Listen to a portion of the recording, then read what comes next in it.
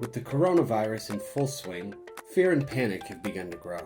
In order to reassure my friends and family back home, I've decided to share my real opinions on current news and my daily life here in China. This is Viral Videos with me, Ryan.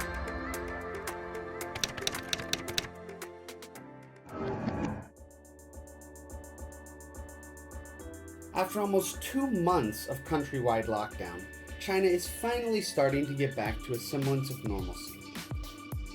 The people are beginning to breathe a sigh of relief, and more importantly, they are going back to work. While people are anxious to get back to their typical routines, the country and businesses alike are still being cautious to ensure we don't see another outbreak here. As a university professor, I'm not fortunate enough to join the tide of people resuming work.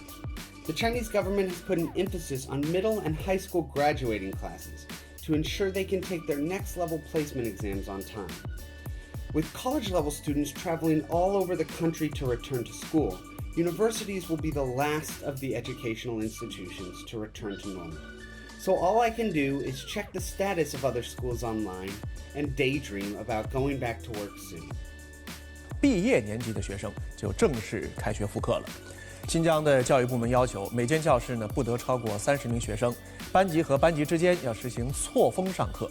而除了复习备考必须的课程之外，暂不组织聚集度高的体育、文化艺术等活动。Even in this school news, you can see that although fewer and fewer cases are occurring, students are still wearing masks to attend classes and are keeping a 1-meter interval between one another. The school cafeterias and dormitories also have professional cleaning staff that regularly clean, disinfect, and ventilate the rooms. For those countries currently fighting off the virus who haven't closed down schools yet, do you think they should implement similar measures? You may ask, why should I care if China's going back to work?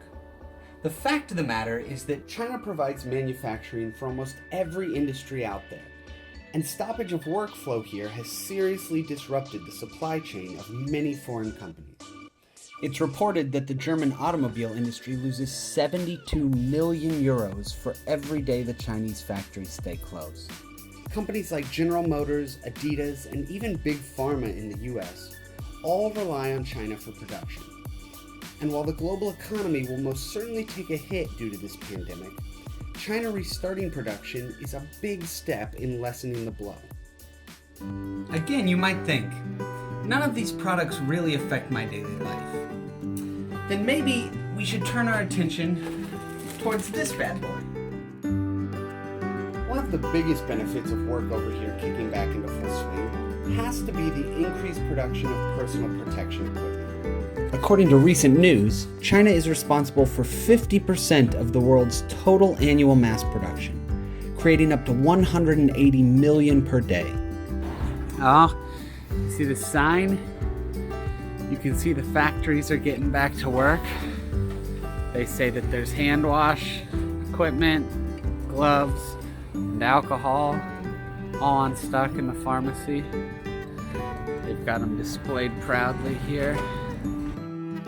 As soon as the country was able, China started pumping out masks, protective clothing, and other medical supplies to help better equip the rest of the world in their fight against the outbreak.